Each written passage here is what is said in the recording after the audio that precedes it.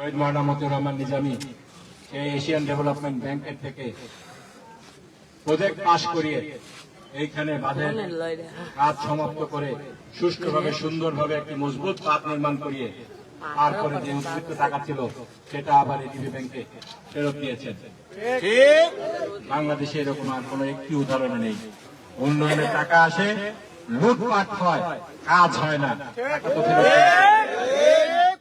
সেখানে শহীদ মাওলানা মতিউর রহমান নিজামী উন্নয়ন করেছেন, সততার দৃষ্টান্ত স্থাপন করেছেন।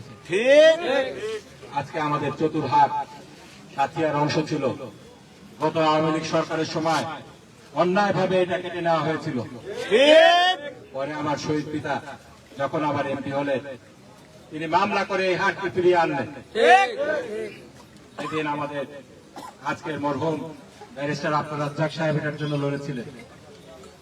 তারপরে আমরা দেখলাম এই ফ্যাসিবাদী সরকার ক্ষমতায় এসে এই হাটকে আবার কেটে নিল। শুধু কেটে নিল তাই না, সেই সাবেক মন্ত্রী, ফ্যাসিবাদী মন্ত্রী, খুনি মন্ত্রী যে আজকে গণহত্যার দায়ে জেলের কারান্তরে রয়েছে, যার বিচার হচ্ছে অপরাধ ট্রাইব্যুনালে, সেই মন্ত্রীর ভাই পাতেন, সে এটাকে নিয়ে যে পরিমাণ লুটপাট করেছে,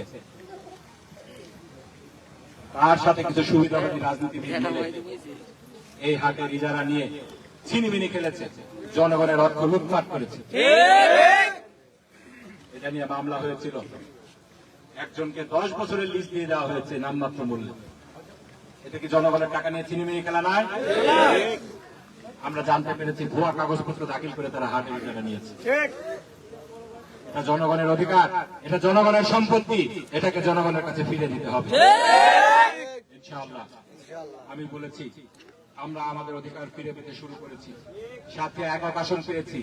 ভবিষ্যতে ইনশাআল্লাহ চতুর্হাটকে আমরা ইনশাআল্লাহ এই সমস্ত ফ্যাসিবাদী, দুর্নীতিবাদ, দখলদারদের হাত থেকে মুক্ত করে ছাড়ব।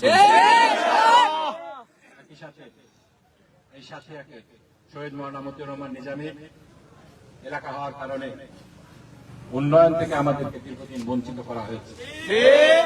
আমরা সাথিয়াবাসী যেখানে যাই, আমরা যদি বলি আমরা সাথিয়ার লোক, আমাদেরকে মানুষ বলে আপনারা নিজামী সাহেবের এলাকার লোক।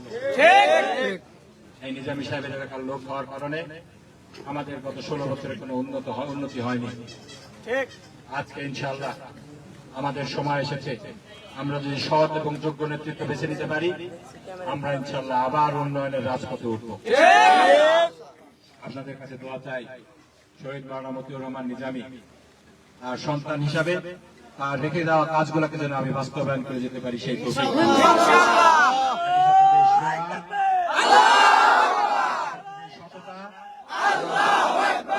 সততা এবং দক্ষতার সুনাম শহীদ মাওলানা মতিউর রহমান নিজামীর ছিল, সেই সুনামও যেন অক্ষুণ্ণ রাখতে পারি, আপনাদের কাছে সেই দোয়াও কামনা করছি। শহীদ মাওলানা মতিউর রহমান নিজামীকে অন্যায়ভাবে হত্যা করা হয়েছে, তার নামে মিথ্যা গল্প বানানো হয়েছে। কিছু দুষ্কৃতিকারী তার নামে মিথ্যা গল্প বানিয়ে বানিয়ে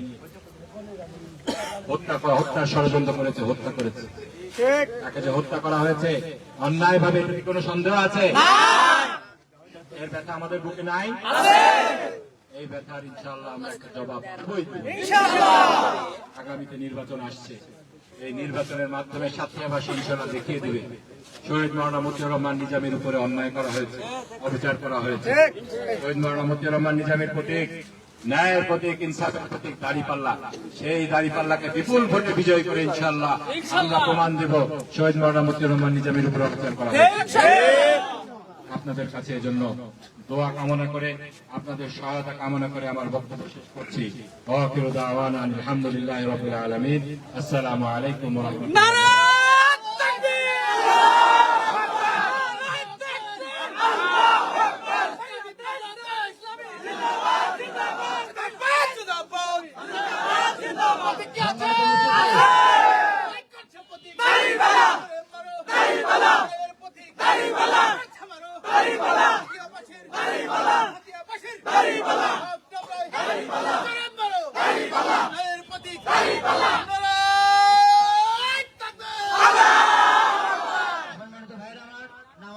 হয়ে গেছে।